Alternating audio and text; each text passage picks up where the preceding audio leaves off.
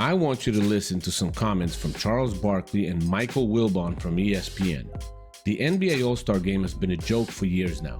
But what if the problem isn't the game itself, but the fear of who might win it? That's right. Let's talk about why the NBA refuses to give fans what they want, a USA versus World showdown. Hey everyone, welcome back. My name is Paul, and this is The Basketball Show, where I talk today's NBA, current events, news, players, history, and more.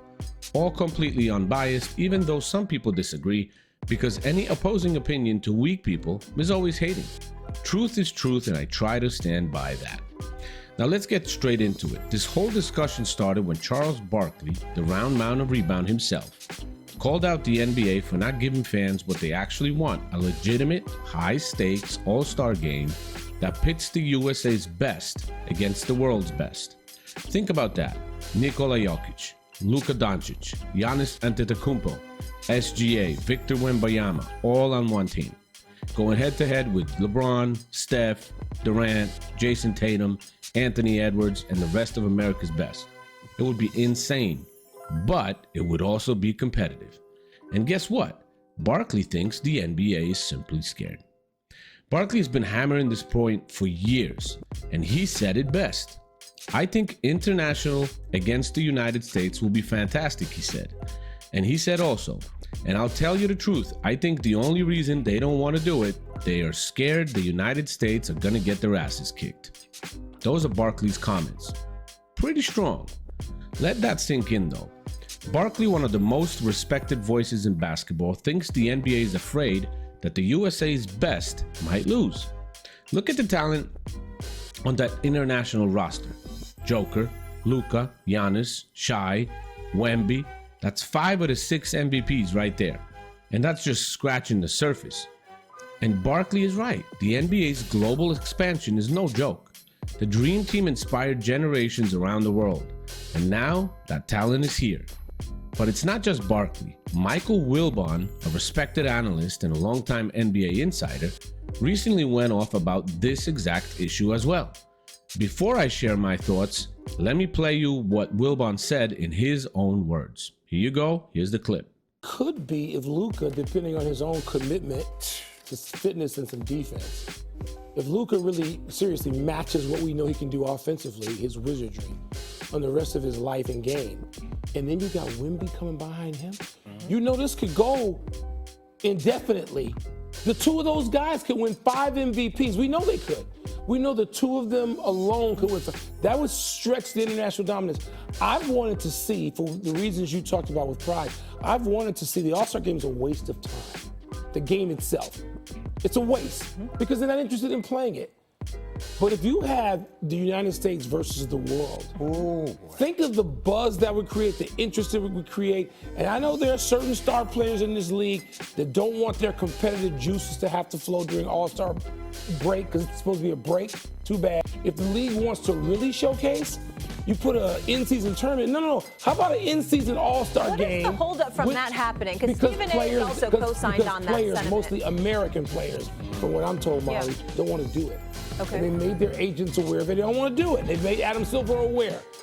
And they keep trying all these things. They're going to go down to shirts and skins pretty soon in a misguided desperation attempt to juice up All-Star game Sunday night. How about you put on the floor, if you had those MVPs we just saw playing against a United States team, U.S. versus the world. Jay, tell me if I'm crazy. No. Now Wilbon hit the nail on the head. Luka Doncic, with his size and skill, could become the best player in the world if he commits to fitness and defense. And then, with Victor Wembanyama right behind him, we could be looking at an international dominance that lasts a decade or more. Wilbon also emphasized what's holding the game back: the players. American players, from what Wilbon's hearing, are the ones saying no to the idea. Why? Because they're afraid. Afraid to have their competitive juices flowing during the All-Star break. Afraid to put it on the line. Think about that. The same All-Star game that used to be the most exciting night of the NBA season is now a snooze fest because players treat it like a paid vacation. Defense, non-existent. pride, out the window, nowhere to be found. The league has tried everything, drafts, charity incentives, but nothing has worked, because the truth is, there is no real stakes. But a USA versus World matchup? Now that's something that would actually matter. Imagine Team USA with Bron, Curry, Tatum, Anthony Edwards trying to hold off a team of Jokic, Luka, Giannis, Shai, and Wemby. That's the stuff fans want to see and would pay to see. But the league won't do it because they're worried that the USA might lose, and that would shatter the myth that America still owns the game they invented. Now let's be real here for a second. The NBA is global now, yes? And that's a good thing. The international players bring different styles, they bring different mindsets and incredible skills sometimes. And let's not forget, international players have won 5 of the last 6 MVPs. That's no accident. Giannis, Jokic, Embiid, Luka, Shai, these guys are changing the game. They're making it better. They're proving that basketball is truly global. And they're not afraid to go toe-to-toe with anyone. So why is the NBA? And let's be honest, why are American players so scared to test themselves on this stage? Because today in the NBA we have a bunch of wussies, all worried about their precious image like LeBron James for over 22 years, ducking and being scared to enter the slam dunk competition. Answers everything. This is the NBA's chance to put pride back into the All-Star game, to make it matter again, to get people talking about matchups instead of alley-oop contests. But instead of taking that risk, instead of letting the fans see who's really the best, the league keeps giving us half-hearted All-Star exhibitions. No defense, no intensity, no real reason to watch. And that's on the players too, because Wilbon's right. Many of them don't want to play hard during the break. They don't want to risk the embarrassment of losing. But guess what? That's what competition is supposed to be. Honestly, personally, I was shocked to hear Wilbon say what he did. I've rarely heard and seen this level of honesty from someone in his position, calling out American players for ducking competition. You heard that right. American players are ducking international competition. And it's exactly what fans have been thinking for years.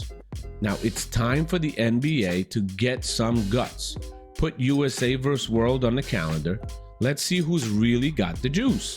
Because if you're one of the best, you shouldn't be afraid to prove it.